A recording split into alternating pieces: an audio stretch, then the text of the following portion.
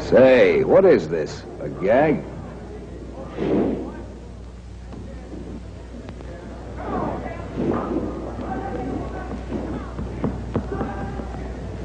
No, it's no gag. It's as serious as death. It doesn't matter what this civilian does with his time. If he wants to toss a ping pong ball down a bowling alley, it's his business. But in your business, brother, it matters. You just don't use a .45 caliber pistol cartridge like this if you've got a tough job for a walloper like the 105 millimeter howitzer shell. Don't get the wrong idea. They're both good. But they have different jobs to do. Between them lies the whole range of infantry ammunition and all the destruction and death it can produce. These are your tools from now on, soldier. Take a good look at them. 30 caliber carbine. 30 caliber rifle and machine gun. 50 caliber machine gun. Hand grenade. Rifle grenade, fragmentation. Anti-tank rifle grenade. Anti-tank rocket. 60 millimeter mortar, fragmentation. 81 millimeter mortar, fragmentation. 81 millimeter mortar, demolition. 37 millimeter armor piercing. 57 millimeter armor piercing. Let's look at them one by one and see what you've got on your side. The smallest weapon in the infantry regiment, a .45 caliber automatic pistol. It's a quick-handling, rapid-fire weapon with a real wallop. Beyond 50 yards, it won't penetrate armor, even light armor like this steel helmet. But the heavy slug has terrific shot power. It'll knock a man down almost any time it hits him.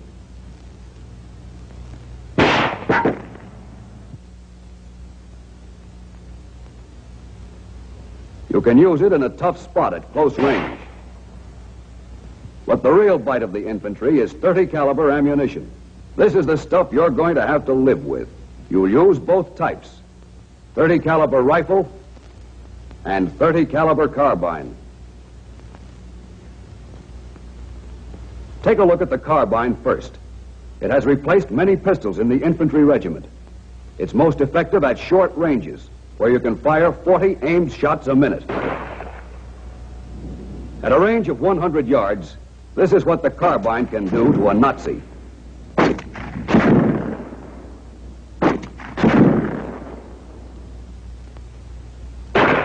You'd need more than aspirin for that head.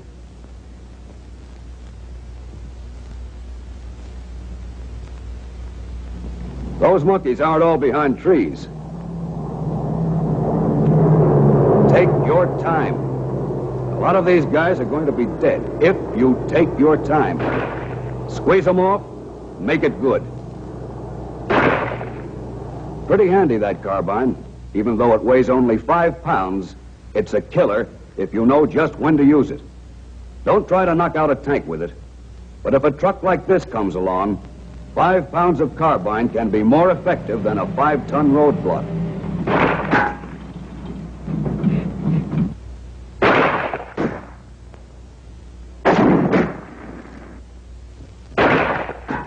That's what a carbine with light 30 caliber ammunition can do up to 300 yards.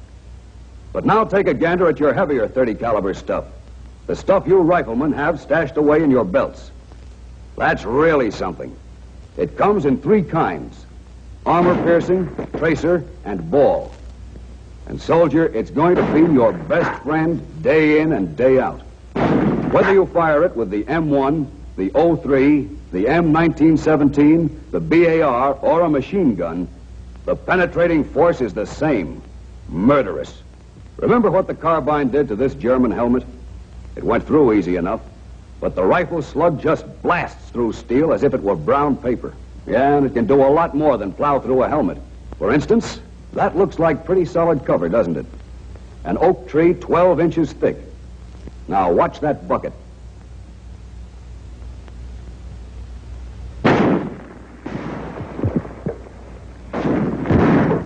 Through the tree, through the bucket. That would make a pretty dead Nazi. Maybe you never realized what that 30 caliber of yours can do. Maybe you forgot. Well, take a look at this concrete wall. It's 4 inches thick. On the range, you find out that your rifle is the most accurate in the world. Now you'll see that it's got a punch to match.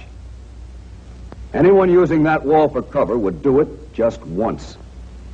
At ranges up to 200 yards, armor-piercing ammunition can smash through this kind of wall any time, any day.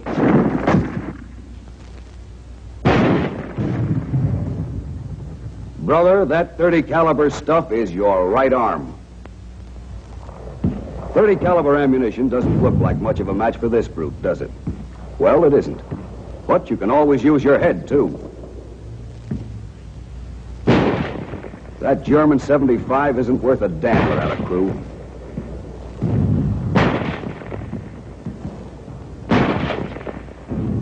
Sure, the gun's still there, but so is your rifle.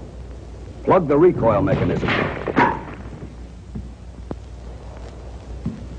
Or smack him in the eye, knock his sights out. That's a pretty sight, a blind German gun. You can put the clincher on it, knock it out for keeps with an incendiary grenade.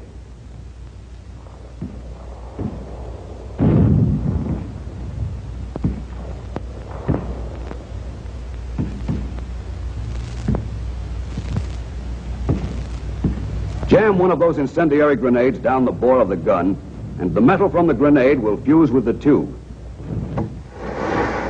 That chokes it up fine, for good.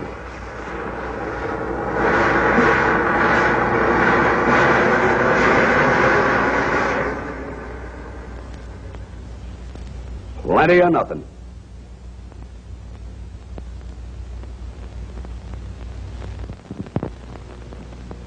The incendiary grenade was just what the doctor recommended for the German 75.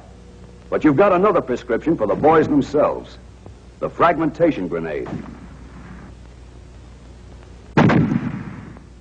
It's very useful for treating them when they're bunched, like these guys.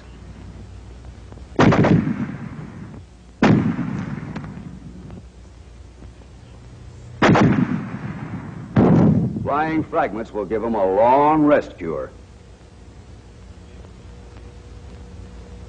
You've got different grenades for almost any situation. Suppose you're in a spot and want to advance behind a smoke screen. Well, reach into your bag for a white phosphorus hand grenade. It throws burning particles as far as 20 feet.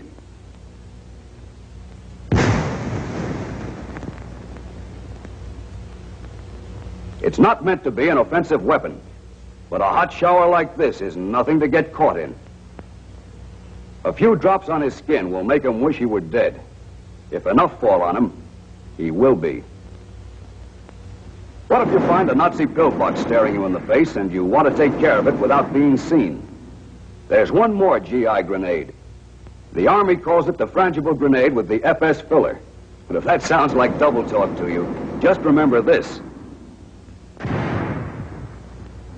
It produces a heavier smoke screen than the white phosphorus hand grenade. It hangs around a lot longer. It'll cover the movement of more men and help them get up there to smash that pillbox. Now for your automatic weapons. Lesson number 1. These 5 men with M1s are getting off a total of 80 aimed shots a minute. This man coming up with the automatic rifle, the BAR to you, can also fire 80 shots a minute, himself. That'll give you some idea of the destructive power of your automatic weapons. It means, of course, that one man with the BAR has a firepower equal to 5 men with the M1 and can pin the enemy down just as effectively. The 5 riflemen are now free to maneuver. They can come around and try to hit him on the flank.